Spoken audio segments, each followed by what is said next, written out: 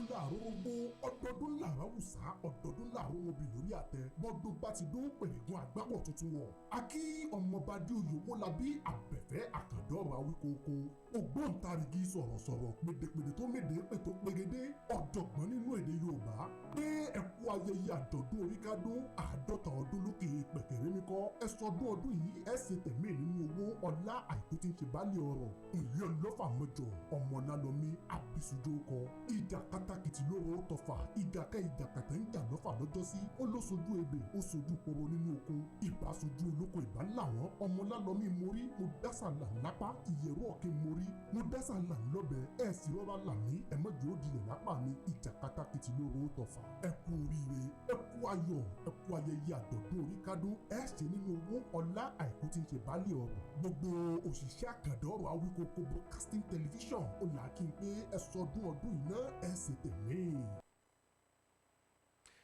ẹ lẹ́lẹ́ alárẹ̀ ìjọsá ọmọ amúrikàndọ́gba agogo mo kí gbogbo yín jákèjádò àgbáńlá ayé gbogbo ọmọ Yorùbá ọmọ kóòtù òjíbí àwọn Olódùmarè ò ní fi wá sílẹ̀ mo kí wá pa kú àtàárọ̀ mo kí apá kú dédé àkókò yìí látàrí ọ̀rọ̀ rògbòdìyàn tí ń lọ lọ́tún àtòsì ara ò ní wọ̀fà bí onígbọ̀wọ́ abánikówó lára ń ní olóko olóhùn òṣòkú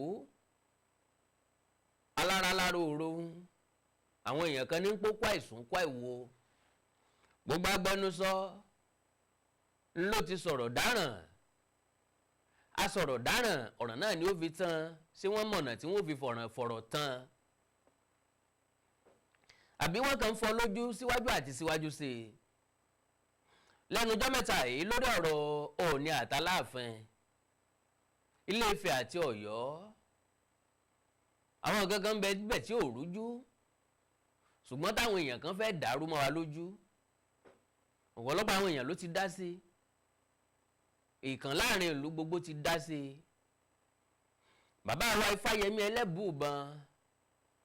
bàbá àràbà àwọn náà dá sí kí n bàbá dá sí sí o ló dípá àwọn tí ò nídìí yọsù tètè sí bàbá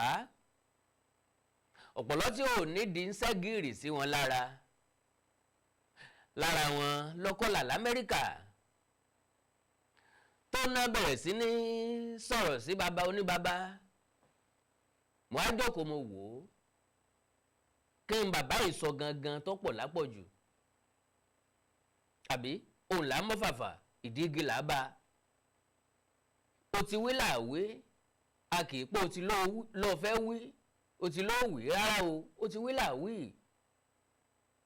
ń tẹ̀yàn bá sọ lèèyàn fi sọ̀rọ̀ ṣùgbọ́n tí ìgbọ́ràn wa ọ̀tọ̀ọ̀tọ̀ ni ọ̀rẹ́ wọ Kọlà l'Amẹ́ríkà torí pé Èkó ni wọ́n bí sí Èkó ló dàgbà sí ọpọlọ Èkó ló ní lórí kò jọ́ mọ̀ wípé bàbá Elebuibon ò bú Aláàfin lóòótọ́ wọ́n béèrè pé bọ́ọ̀ lèyìn ó ṣe dé tàìdé tọ́jọ́ pé jàǹgbọ̀n ni ó máa fa kiri èmi ó ju ìwọ ojú mi nílé kiri mi làgbà ìwọ làgbà tí ìjẹ́ kí létí baálé bá gbé pọ̀ ògún gérégé ń bọ̀ jẹ́ kálukú ni ó fẹ́ jẹ mọ́gàjí lé bàbá tiẹ̀ jẹ́jẹ́ nílùú wà tẹ́lẹ̀tẹ́lẹ̀ o àsín ló dé tó rùn dé o jẹ́jẹ́ là ń bá gbèsè ayé wa káàkiri tí ọ̀tẹ̀ tí ògbón tí ọ̀wọ́ ọba àwọn jẹla kẹran ní gbogbo ìlú dàrú gùdùgùdù a sì wí ń bẹ̀rẹ̀ àwọn èèyàn kan ní amórí wá wọ́n ní òrí bá a ṣe sọ wọ́n sì la fẹ́ dájà lẹ̀ láàrin wọn ọ̀rọ̀ lọ́wọ́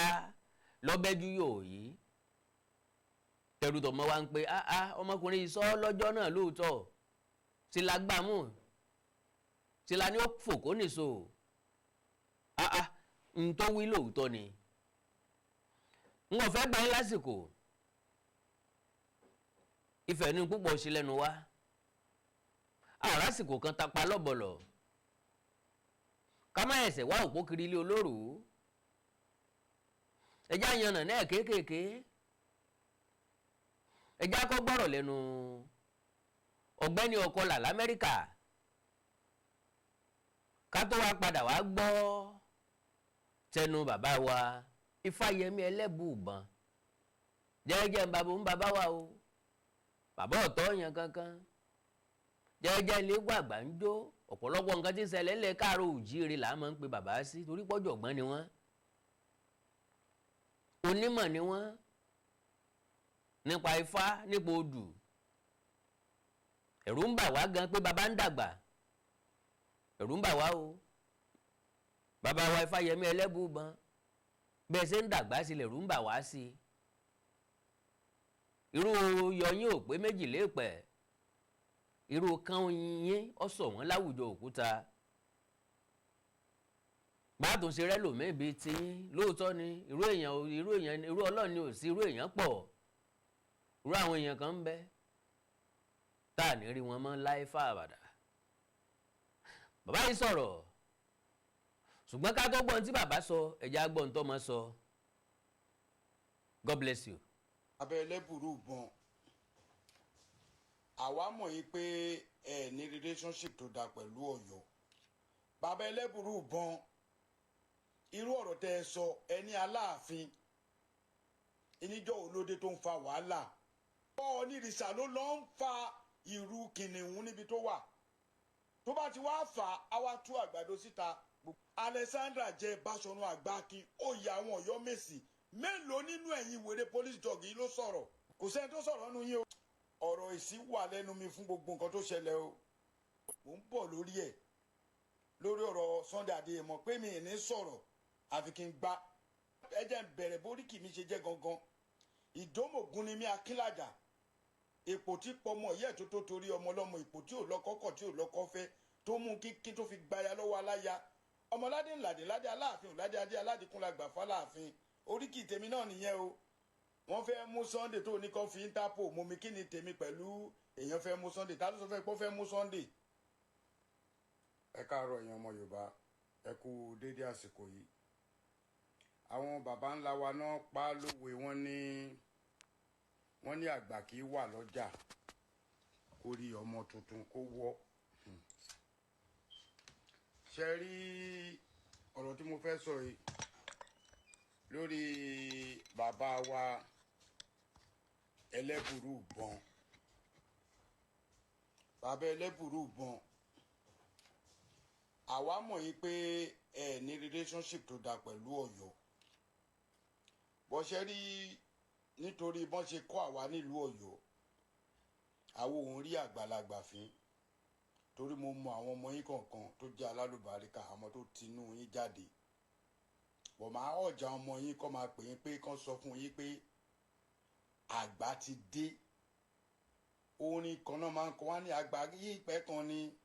ṣe ẹ̀rọ ọmọdé ọjọ́ òun mà rí o àgbà yípẹ́ kan ní àwa nìyẹn bá wí kò kún ẹ̀yìn mọ́ torí ẹ ti lu ayé ẹ ti bírú wa bàbá Elebuibon ṣe rí mi ò wà surprise pẹ̀lú ọ̀rọ̀ tẹ́ ẹ sọ nítorí àtìlẹ̀ lẹ́tí ń bá bàbá Adéyẹmí fà ó dà pọ̀ mu Òṣogbo nìyí bàbá ẹ jọ̀ọ́ torí Ọlọ́run ẹ jẹ́ káwa náà rí àwọn àgbà tá a máa fẹ̀yìntì nílẹ̀ Yorùbá ẹ jẹ́ ká rí àwọn àgbà tá a máa pọ́nlé nílẹ̀ Kóòtù Òjíire gbogbo nǹkan tí àwọn ọmọ Odùduwà expect lẹ́nu yín láàrin Ọọ̀ni àti Aláàfin tírú àwa tá a bá ń ṣe bí ọmọdé tá a dẹ̀ ń ṣe ọmọdé mọ́ tá a bá ń ṣe bẹ́ẹ̀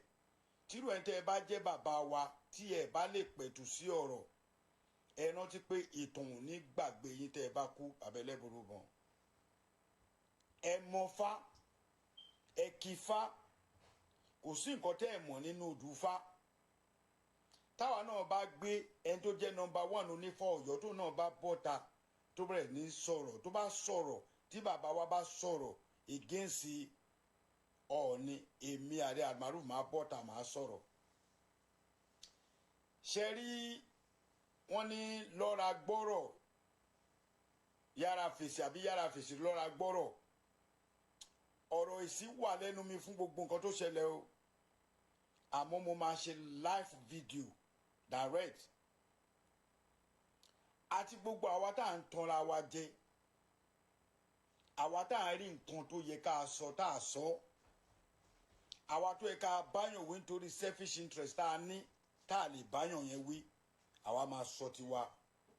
mo lè wá sọ tán kọ́pọ̀lọpọ̀ unfriend mi kẹ́ má ṣọ̀rẹ́ mi mọ́ fine bàbá Elebuibon irú ọ̀rọ̀ tẹ́ ẹ sọ ẹni Aláàfin ìníjọ́ olóde tó ń fa wàhálà màá kọ́kọ́ gé nǹkan kan fún yín kí n tó ṣe live yẹn ní ọ̀la ẹ sọ̀rọ̀ síbi tọ́rọ̀ wà téèyàn bá ṣe nǹkan tí ò dáa ẹ jẹ́ kó mọ̀ pé nǹkan tó ṣe ò dáa but in as much tẹ́ bá ti ń bò ó ẹ fẹ́ pa ní ìkàlẹ̀ ní gbogbo yín mò ń bọ̀ lórí ẹ̀ lórí ọ̀rọ̀ Sunday Adéyẹmọ pé mi ì ní sọ̀rọ̀ àfi kí n gbá ẹ jẹ́ n koríkì mi fún yín o ọmọládé ládé wọn ẹ jẹ́ n bẹ̀rẹ̀ boríkì mi ṣe jẹ́ gangan ìdómògún ni mí akínlàjà èpò tí pọ̀ ọmọ yẹ́ tó torí ọmọ ọlọ́mọ èpò tí ò lọ́kọ́ kọ̀ tí ò lọ́kọ́ fẹ́ tó mú kí tó fi gbaya lọ́wọ́ aláya ọmọládé ládé Aláàfin ládé adé aládìkúnlá gbà fáláàfin oríkì tèmi náà nìyẹn o nǹkan tí ò yí ọ̀pọ̀lọpọ̀ nú yín lé ní tó bá di bóyá ọ̀la àbí sátọ̀dẹ̀ tí bá máa ṣe live máa jẹ́ kó yé yín ẹ mọ̀ pé mi gangan tí mo jókòó yọ ọmọ aládìkún ni mí àbí ọ̀pọ̀lọpọ̀ ẹ wò mí dáadáa ẹ mọ̀ pọ́ tí ń sọ ojú tẹ̀ ń wò yìí ìlà wà lẹ́ẹ̀kẹ́ mi o irú ìlà tó wà lójú Sunday Adéyẹmọ ló wà lójú mi tẹ́ ẹ bá mọ̀ àwọn tá a jọ wà l'Amẹ́ríkà tá a ti jọ gbé fún bíi 10-15 years. well mo nígbàgbọ́ pé a ti gbọ́ wọn bá nú ọ̀rọ̀ tí ọ̀rẹ́ mi Kọlà l'Amẹ́ríkà tó sọ naturally gbogbo ọ̀rọ̀ tó bá ti jẹ mọ́ mi ò fẹ́ mọ́ dá sí mọ́ ṣùgbọ́n torí pé ó misunderstand bàbá òye rẹ̀ ò kún tó bóyá lédè Yorùbá nímọ̀ Yorùbá nítàn Yorùbá lọ́rọ̀ Yorùbá lọ́rọ̀ kárọ̀ òjíire nítàn lẹ̀ kárọ̀ òjíire òye rẹ̀ ò kún tó. gbogbo ẹni tí ó bá ti tẹ̀ síbi tí wọ́n ń tẹ̀ sí lọ́yọ̀ọ́ ọ̀tá wọn rí sí gbogbo ẹni tó bá ti tako ìtàn ọ̀rọ̀ wọn ọ̀tá wọn rí sí gbogbo ẹni tí ó bá ti gbà pẹ̀lú wọn ọ̀tá wọn rí sí lélẹ̀ tó túmọ̀ sí pé àwọn Fúlàní Ọ̀yọ́ ò lè mọ̀ ṣe bíi Fúlàní bẹ́ẹ̀ ni torí pé tẹ́nitẹ́ni èkísà lọ́la tàn láti dáhùn àwọn ìbéèrè tó béèrè àkọ́kọ́ ní tí gbogbo wọn ń sọ òun ni pé ọ̀rọ̀ aládìkún tí Sunday Igboho sọ wọn ló ti fi dáràn lọ́dọ̀ àwọn àkọ́kọ́ nù ẹlẹ́ẹ̀kejì ẹni ó bá bú ọba wọn ni wọ́n ń lé káàkiri orí social media tàbí tó bá ti sọ̀rọ̀ against ẹ̀ ni wọ́n wá káàkiri orí social media látàrí àìníṣẹ́ wọn ọ̀rẹ́ wa gẹ́tìmọ́nù ọdẹ òru ọdẹ ọ̀sán ọdẹ àárọ̀ iṣẹ́ rẹ̀ ìbáka lára l'Amẹ́ríkà ìbá máa lé ẹnìkan bú Owoade káàkiri ẹnìkan sọ̀rọ̀ Owoade ẹnìkan ò sọ dáadáa ẹnìkan sọ̀tàn Ọ̀yọ́ ẹnìkan ò sọ dáadáa well ọjà ẹwọ́ ọmọ ọkọ ni òun náà ń gbìjà lú ẹ̀ àwọn gángan ń bẹ tá a ti sọ tipẹ́tipẹ́ tóun náà ṣẹ̀ṣẹ̀ ń jẹ́wọ́ báyìí wípé ìlà tí ń bẹ lẹ́ẹ̀kẹ́ òun pèrèpèrè ni irun ló fi bò ó àwa ti sọ tẹ́lẹ̀tẹ́lẹ̀ wípé ó ní nǹkan tó fi irun bò mọ́ra bákan náà òun náà ní aládìkún lòun ó dẹ̀ kiri ẹ̀ ládé Aláàfin ọ̀ládé adé aládìkún lágbà fáláàfin sọ wá tún tán bí ọba ní tó bí wọn ò ní kì í débẹ̀ adé olóró ló ń lágbà fáláàfin àwọn oníǹkan sì ti fẹ́ gbadé wọn ẹ dá padà ẹ kúkú dádé abi tí ajálẹ̀ ń dé ẹ dá nǹkan wọn padà lọ́dọ̀ ọ̀rọ̀ ti bàbá wa Elebuibon kí n bàbá sọ kí n tó wá mú méjèèjì wọnú ara wọn ẹ jẹ́ á gbọ́rọ̀ lẹ́nu bàbá náà tá bá gbọ́rọ̀ lẹ́nu bàbá ká wá mú méjèèjì wọnú ara wọn ká yànnà náà lọ́tọ̀ọ̀tọ̀ kó má bàa gbà wá lásìkò tí ó pọ̀ ẹ ṣe pọ̀.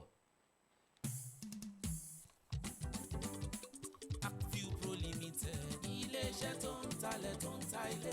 wọ́n tún bá ní kọ́lé ọ̀gá ni wọ́n jẹ́. Silver Gold Farm Estate kẹ́sẹ̀ rí ọ̀rọ̀ wa Treasure Homes ara ẹ̀rí iṣẹ́ wọn ni. Agview Pro Limited ọ̀gá àgbà nínú àwọn tí ń talẹ̀ tí tó ń bá ní kọ́lé àgbà ọ̀jẹ̀ ní ilé iṣẹ́ tó ṣe é fọkàn tán gbára gbọ́kànlé fún ilé gbígbé ilé iṣẹ́ tàbí ilẹ̀ oko àwọn lóní Treasure Homes tó wà ní Lasamaja 3 bedroom apartment tó dúró rekete tí wọ́n gbé kalẹ̀ ní 75 million naira wọ́n ní 2 bedroom apartment lábúlé Ẹ̀gbá 50 million naira wọ́n gbé kalẹ̀ bákan náà ni wọ́n ní 3 bedroom bungalow ní Treasure Island tí ń bẹ ní Mòwe Ọ̀fadà 17.5 million naira ní bóyá tó lóun ọ̀gbìn àbí tó ní nǹkan ọ̀sìn àǹfààní ńlá láti sílẹ̀ ní Silver Gold Farm Estate tó jẹ́ ti Agview Pro Limited plot ilẹ̀ mẹ́ta lẹ ti máa bẹ̀rẹ̀ 1.5 million naira ní tẹ́ bá fẹ́ sanwó ẹ̀ lójú ẹsẹ̀ Mr. Olúṣọlá ẹnu oníkan láti gbọ́ pọ̀n ẹnu ọlọ́fà láti gbọ́ mọ́ta ọ̀rọ̀ ọlọ́rọ̀ kì í dùn lẹ́nu tèmi ẹ ṣàlàyé Silver Gold Farm Estate ká mojú ẹ̀. Good day, investor. Can you still believe that with 500,000 naira you can hold a plot of land to yourself? Yes, that is what Agview Pro stands for. Through Silver Gold Farm Estate at Ikanabalogun by Obofomi Owoade local government. And our farmland is strategically located. As you can see, this is the water. And this water is through our farm estate. Let me take you through to come and see how people are growing their farms here at our farm estate. You can see some are just taking possession and they are burning their land now to ready for crop. And while some have taken possession already, you can see the name, some have cleared. And if you can see some that I want to grow the maize, their maize is coming out now. And as we move forward, you see those who are doing the plantation farming and their plants are already growing in less than 2 months. ọ̀rọ̀ lẹ ti gbọ́ òun àsùngbàgbé òní kan mi ó yá ní mọ̀nà wá ẹ máa pe Agview Pro Limited sórí +234 803 940 6444 àti +234 802 626 9326 Agview Pro Limited òótọ́ inú ló sọ wọ́n dọ̀gá professional touch ń ló gbé iṣẹ́ wọn lárugẹ. gbogbo ẹnikẹ́ni tí wọ́n fi àmì ìpọ́njú sí lára tó fi jẹ́ pé ó lè kó bá lónìí àmì yẹn parẹ́ láyé lórúkọ Jésù. Àmín. gbogbo ẹnikẹ́ni tán fi àmì ìpọ́njú tán fi lé àṣeyọrí ẹ̀ tán fi agbára ìpọ́njú bájà lónìí òpin débà lórúkọ Jésù. mo wá gbàdúrà fún ìtura ìdẹ̀ra ìyanu ìṣelógo kó bàlẹ̀ lórúkọ Jésù lórúkọ Jésù Olúwa wa. Àmín àmín àmín lórúkọ Jésù. N tí mo fẹ́ ká sọ̀rọ̀ lé lórí náà lẹ mẹ́nubà fẹ́rẹ̀ òun ìpọ́njú aṣọ ìpọ́njú oúnjẹ ìpọ́njú ilé ìpọ́njú kí là ń pè ní ìpọ́njú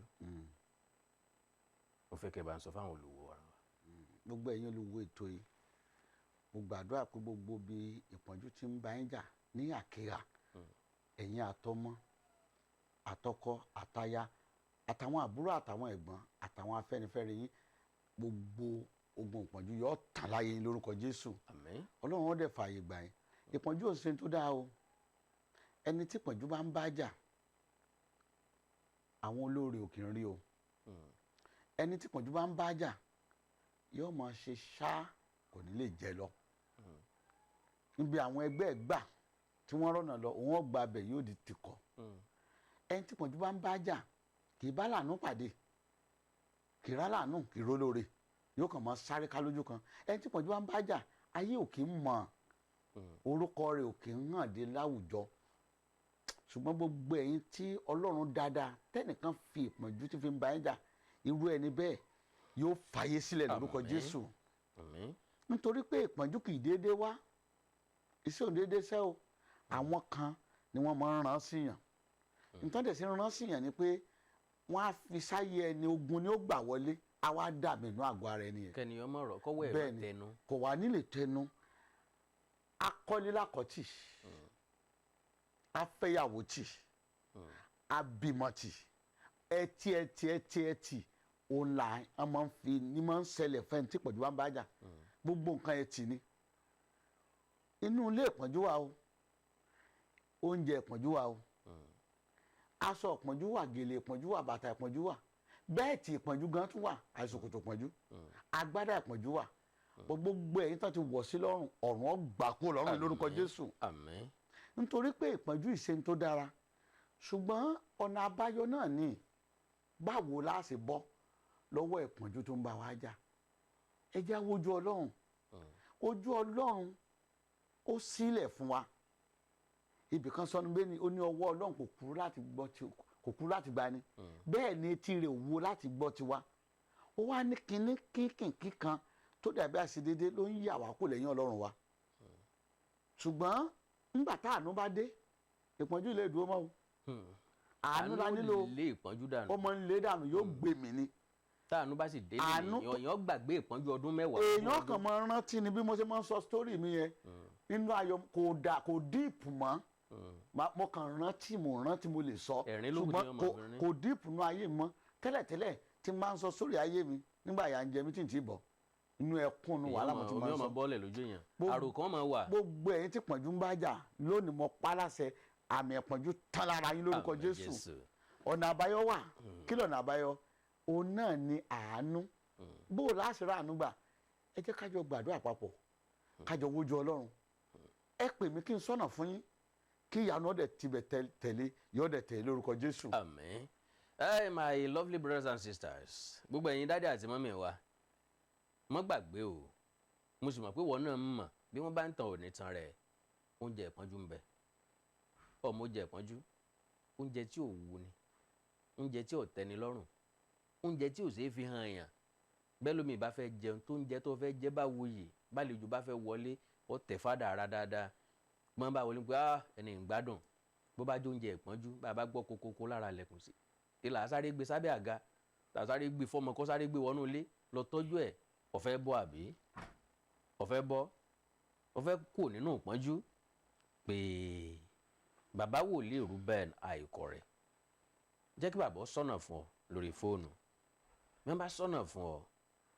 àṣírí ogun tí ń jà ó fojú hàn ọ̀nà tí ìpọ́njú gbà wọnú ilé ayé ẹ̀ ó fojú hàn bàbá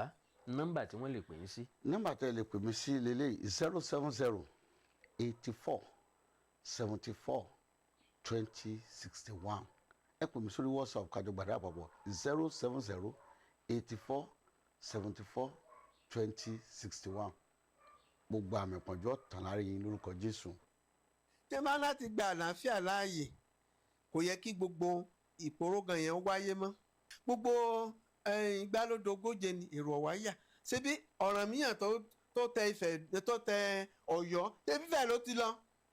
bó lẹ́ ṣe pìtàn Ọ̀yọ́ tẹ̀ ní sọ Ifẹ̀ bó lẹ́ ṣe sọ Ifẹ̀ tẹ̀ ní sọ̀yọ́ Ifẹ̀ sì lolú olúkólúkan yìí tọ́ ni ẹnìkan yìí gbá yẹkẹtẹ kó tó erin èyàn yìí gbá yẹkẹtẹ kó tẹ́fọ̀n olúkólúkan ò tọ́ ni bá a ti bá nu ọ̀dà nígbà téèyàn wà lórí ojópo tí ò tí ì pọ̀dún kan tí ò tí ì pọ̀sù mẹ́fà ṣé wàhálà ló yẹ kó máa fà gbogbo tó yẹ kó jẹ wọ́n lógún bí eku ó ṣe máa ké bí eku tẹ́já ó máa ké bí ẹja tí òde ìlú ó tòrò pípẹ́ ìwọ òdù mí èmi òdù ọ kí ni a fẹ́ gbà ń bẹ̀. gbáyẹkẹtẹ kan tẹrin gbáyẹkẹtẹ kan tẹfọ̀n èlúkélúkè ìtọ́ ni òsínbẹ́ yóò ṣe tóbi tó láyé tí ó tọ́ ni a mọ̀ bí wọ́n nú. now ẹ já padà sọ̀rọ̀ rẹ wa ó ní nítorí lára bàbá Fayemi Elebuibon ni pé wọn ò ní àjọṣepọ̀ tó dánmọ́rán pẹ̀lú Ọ̀yọ́ wọn ò fẹ́ràn Ọ̀yọ́ bóyá bàbá tako Aláàfin àná látàrí ìtànkìtàn ọ̀rọ̀kọ̀rọ̀ ní sísọ lẹ́nu wọn ò lè gba tọ̀yọ́ báwọn torí pọ̀ yóò ní fẹ́ gba tiwọn bàbá jókòó sí di òdodo mo gbọ́ngbà tápọ̀dá ẹ̀ sọ wípé bóyá bàbá Elebuibon wà lórí payroll can you just imagine ó túmọ̀ sí pé gbogbo àyè tó ń jáde fòkì bí ìkẹta tán Aláàfin sanwó fún yín àbí torí pé nígbàgbọ́ pé ẹnikẹ́ni tó bá ti sòótọ́ ọ̀rọ̀ wọ́n fún lówó ni òye yín wípé gbogbo èèyàn kọ́ lówó jẹ́ ń yà bíi tọ̀dọ̀ yín lákàyè yín ọ̀fapò ó ní ẹ̀yin kì í rí àgbàlagbà fín ọmọ yìí àgbàlagbà tó ti rí fín ọmọ yìí àwọn àgbà tó ti tẹ̀ lásọ mọ́lẹ̀ ọmọ iye àwọn àgbà tó ti gbà ní pọ̀pá sọnù Yorùbá sì ní ọmọdé tí ó dàgbà ò ní gbọ̀pá àgbà sọnù látàrí ìtàn wèrè tẹ́ ń pa kiri ìtàn kìtàn tẹ́ ń pa kiri lẹ́nu. wọ́n ní ìwọ mọ àwọn ọmọ bàbá torí ẹni ò ní jẹ́ kó sọ̀rọ̀ sí wọn wọ́n gbà wọ́n nímọ̀ràn kan máa sọ fún bàbá pé àgbà ti ń dé àgbà kí ló dé sí bàbá òrí bí bàbá ṣe ń ta pọ́npọ́n ọ̀rọ̀ ọ̀rọ̀ bó ṣe dá sáká lẹ́nu wọn wo bí bàbá ṣe ń ta pọ́npọ́n níbi táwọn yẹn gbede àwọ̀ ẹ̀sẹ̀ mọ́ bẹ lọ́hùn ká gbede bẹ́ẹ̀ ni bí bàbá Elebuibon bá lo gbọ́ ọdún láyé ní ni ara nǹkan náà o ntí bàbá sọ tó dìjà rèé wọ́n ní kò sí bá ṣe sọ̀tàn Ọ̀yọ́ tá à ní dákọ̀ ọ̀fẹ́ ìdí bàbá lọ́mọ bá kínní tìsàlẹ̀ tó mì lóńjó àti bàbá kúkúrú dé fìlà mọ́ ti pọ́n àbíkú kan ò sì ní dàgbà títí kọ́ lọ́jọ́ orí òun ju ti bàbá tó bí òun lọ́mọ lọ à ń sọ̀rọ̀ lálùdé ọ̀n sọ ti lálùpọ̀n á ní ṣùṣe dé kan o olójú ọdún yìí gan ò tiẹ̀ yéèyàn àrò ẹ̀yìn lọ́rọ̀ kí là ń wí kí ni ń sọ. à ń sọ̀rọ̀ wípé kẹ́ ẹ gbájúmọ̀ tó lè mú ìlú yín tòrò tó lè mú ìlú yín tẹ̀ síwájú tó lè mú ìlú yín dàgbàsókè kì í ṣèjà àgbà ńlọ ẹ̀kẹ́ ẹ máa fojoojúmọ́ ayé yín gbọ́ pé ká ẹ tiẹ̀ jẹ́ kábíyèsí yín ó sinmi kọ́fẹ̀dọ̀ lórí òróòro kó yé gbọ́ wọ́n ní tàbí ṣùgbọ́n kó ní yé rí àti sí wọ́n ní tàbí ṣùgbọ́n káwọn tí ń jọba láyà ní ọba lára tí wọ́n rò pé àwọn ń rọba lọ́wọ́ àwọn ń gbèjọ ọba kí wọ́n ó sinmi ẹnu kí wọ́n ó sinmi agbájá. ní tí bàbá Elebuibon ń sọ nìyẹn pé lórí ibẹ̀ kó ṣe ké bí eku bẹ́ẹ̀ yóò ṣe ké bí ẹyẹ bọ́mọ yóò ṣe fọ nífọ̀ ọmọ èèyàn ńlọ ẹ̀kẹ́ gbájúmọ́ bílù yóò ṣe dàgbàsókè tí ó fi yàtọ̀ sóko tí ó ìlàjú tí ó ìbọ́ sí gbòòrò tí ó ìdàpè wá wò wọ́n ní ńlọ ẹ̀kẹ́ gbájúmọ́ bàbá yóò tí ì sọ jù ń pé ń tọ́ yẹ kó jẹ́ yín lógún nù ọ̀ranyàn tẹ́ ẹ tẹnu mọ́ pọ́tẹ́lẹ̀ ọ̀yọ́dó ọ̀ranyàn dà lónìí sọ́ranyàn lọ tẹ àgọ́dọ̀ ọ̀yọ́dó ni sọ́ranyàn wàjà sọ́yọ́ sọ́ranyàn kú sọ́yọ́ ńlẹ́ ló padà wá kú sí wọlé ilé ìbábọ̀ ọmọ kì í bọ̀ ọmọ lẹ́rù wọlé ìbájẹ́pọ̀ yọ dájú fẹ́ lọ Ọ̀rànmíyàn kú lọ́yọ̀ àmọ́ padà bọ̀ ń fẹ́ ìsinmi àgbàjá kẹ́ ẹ yé wọ́ra yín lẹ̀ kẹ́ ẹ yé kanra yín lábùkù kẹ́ ẹ yé yẹ̀yẹ́ ara yín kẹ́ ẹ yé fẹ̀dẹ̀ ara yín ta àṣírí tá a ti dọ́gbọ́n bò tẹ́lẹ̀tẹ́lẹ̀ ẹ sì tú fáyé rí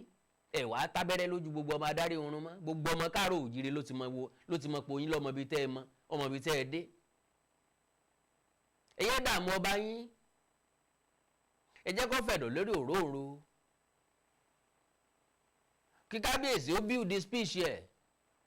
kí speech wọn lówúra díẹ̀ kó ní kìmí nínú kó ní ẹ̀dọ̀ kí ọ̀rọ̀ nú ìṣẹ̀lẹ̀ tí wọ́n ṣe ń bí ọdún Ṣàngó torí mo gbọ́ bọ́yọ̀ dídì ìṣẹ́jú 5 sí ìṣẹ́jú 8 mo gbọ́ n ò rí kókó kankan dì mú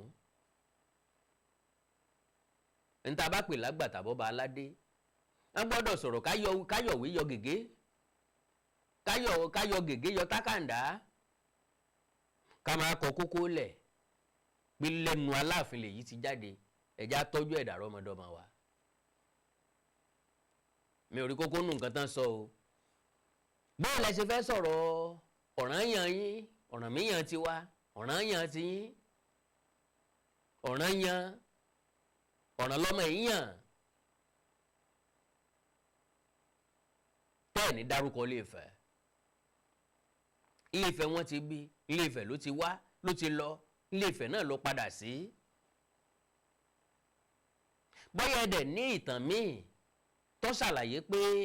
Ọ̀rànmíyàn padà sí Ilé-Ifẹ̀ tọ́rẹ́yìn náà ń jẹ́ lẹ́nu ẹ̀ ń jẹ́ létí wípé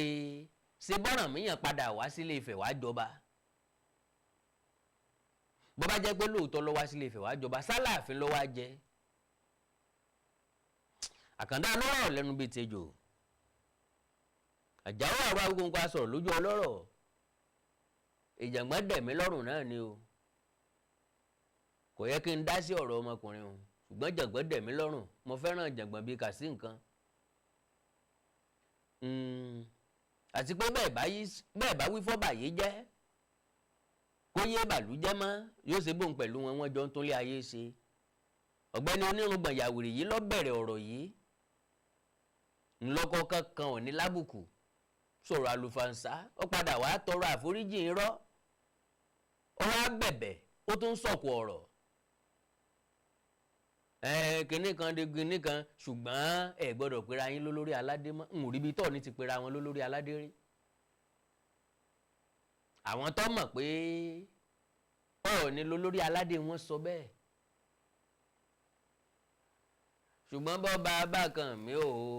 àwọn ayé máa wí tí Saheed Òṣùpá sọ́njọ́ nínú ayé ló máa sọ ṣe já yóò pè yín bẹ́ẹ̀ kẹ́yìn náà tó mọ̀ pera yín bẹ́ẹ̀ well àkàndá ọ̀rọ̀ Awíkonko kò sẹ́ni tí ò ní relationship tó dáa pẹ̀lú ìlú kan torí pé ewúrẹ́ òpó òun ọ̀sọ́mọ̀ ìyá àgùntàn Ọ̀yọ́ ní pé yàtọ̀ òun òbí dúdú ẹ̀yin Ọ̀yọ́ lẹ mọ́ yàrá yín sọ́tọ̀ kò sí nǹkan tó kan bàbá Fáyẹmí Elebuibon bàbá yìí ti ń pẹ́ ọ̀rọ̀ sọ tipẹ́tipẹ́ wọ́n ti ń lu ọgbọ́n àgbà láti gbé ọ̀rọ̀ láti eléyìí ò ṣe é pamọ́ra tọ́ba Owoade yìí ò ṣe é pamọ́ra ló jẹ́ kí bàbá sọ wípé ńjọ́ ló déná tí gbogbo ẹ̀ di fọ́pọ̀ mọ́yọ̀ ó dẹ́kun ìpóṣù mẹ́fà kò ìpọ́dún kan ń gbogbo ẹ̀ ti ń dàrú gùdùgùdù tá a ti ń jìjà àgbà supremacy battle ó sì lóhùn ọ̀bá àyàn jìjà àgbà ọmọ lágbára o ọmọ dunni gan o àkàndá ọ̀rọ̀ Awíkonko n ó kìdá ọ̀rọ̀ mi bàkọ̀ náà ẹ mọ̀ mí mo tó lè fayọ láìpẹ́ láì jìnnà ẹ like follow page mi lórí Facebook Awíkonko TV ẹ subscribe sí YouTube channel mi Awíkonko TV ẹ ní nǹkan pàtàkì tẹ́ fẹ́ kájọ sọ ẹ já sọ lórí WhatsApp +2349048519362 +2349048519362 èdè àti àṣà ilẹ̀ káàrọ̀ òjìrì òní wọmi orílẹ̀-èdè ilẹ̀ káàrọ̀ òjìrì òní dàrú ìlú ẹnìkọ̀ọ̀kan wa yóò tòrò mẹ́nimẹ́ni àjùwàṣe o. Awíkonko Development Fans Club ilé aláyọ̀ ilé wa. Awíkonko Development Fans Club ilé aláyọ̀ ilé wa. Ẹgbẹ́ tó dúró fún ìdàgbàsókè àti tẹ̀síwájú èdè àṣà àtún àjogúnbá ilẹ̀ Yorùbá. Ẹgbẹ́ tó fẹ́ ìrẹ́pọ̀ gbogbo ọmọ Yorùbá tó tún gbé àṣà àti ṣe Yorùbá lárugẹ. Awíkonko Development Fans Club ilé aláyọ̀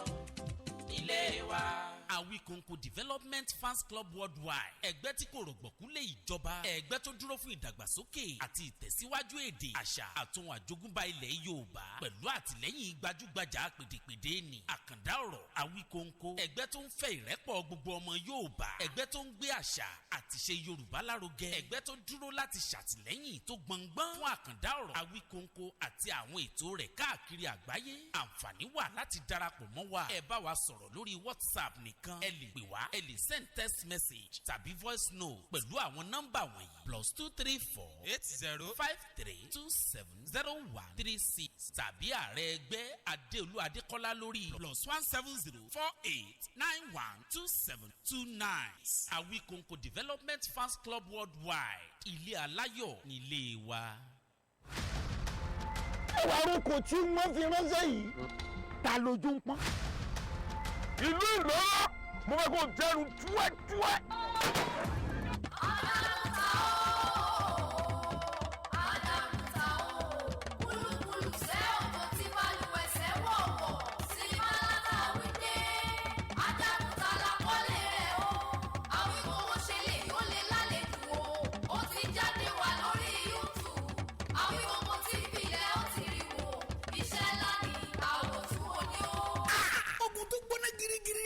tí ò rí bí iyán tí ò rí bí àmàlà kò rí bí kásùn tóbi ní ẹni ká máa rún sinimá ńláta wíde ajagun tala kọ́lé ẹ̀ ogun gbẹ̀bọ̀n bàtà jákun òde kalẹ̀ bó ṣe rúkú wọlé náà rúkú jáde sí ọwọ́ ẹ̀ bọ́ra burúkú ni o ọjọ́ ìjà wọn ránṣẹ́ pasabari ọjọ́ ogun dé wọn ránṣẹ́ pológun tógun lájagun tà ń bọ̀. bọ̀ tún yọ gbòsì yọ gbàgbede méjì yọ gbogbo. apalo gangan lajagun ta tí wọ́n wá o. kò fi bẹ́jà kò fàdájà kò fọ kọjá. àtẹ́lẹwọ́ ló fi ń jagun ṣẹ́gun. iná bara wuta òjò palami ọkà yọ làálà. ibi tó ti rí wa gbára yìí kò sẹ́ni tó yé. sinimá ti tún ajagun ta. it's a blockbuster written and produced by Adéoyè Abẹ́fẹ́ Awíkóńkó. directed by Ṣeun Akínsànyà correct man. packaged by Mary Akíọ́lá. starring Ṣànúsì Ìsíàkápá. Kàbírù Adéyínká Arínájà. Ralph Níyì. Délé Fágbóyọ̀. Adéwálé Alẹ́bíoṣù. Ọláìdé Àjàní Àtòríbẹ̀wù. Tamatiye. Eléjìgbò. Abẹ́ni Ẹ̀rọ. Adéoyè Abẹ́fẹ́ Awíkóńkó fúnra ẹ̀. Mary Akíọ́lá àti bẹ́ẹ̀ bẹ́ẹ̀ lọ. nínú sinimá ńlá ìta àgbàkọ́lé ẹ̀ ní ajagun ta. subtitled in English. tragic comedy ni. bó ṣe gbóná girigiri tó tó gbé ọkàn sókè róró bẹ́ẹ̀ ló ń panilẹ́rìn àríntàkìtì. sinimá titun ajagun ta. now showing on YouTube. ẹ click sórí Awíkóńkó TV kẹrìnrán wò. ajagun ta ni o. àwòtún ló ní ẹgbàá bẹ́ẹ̀.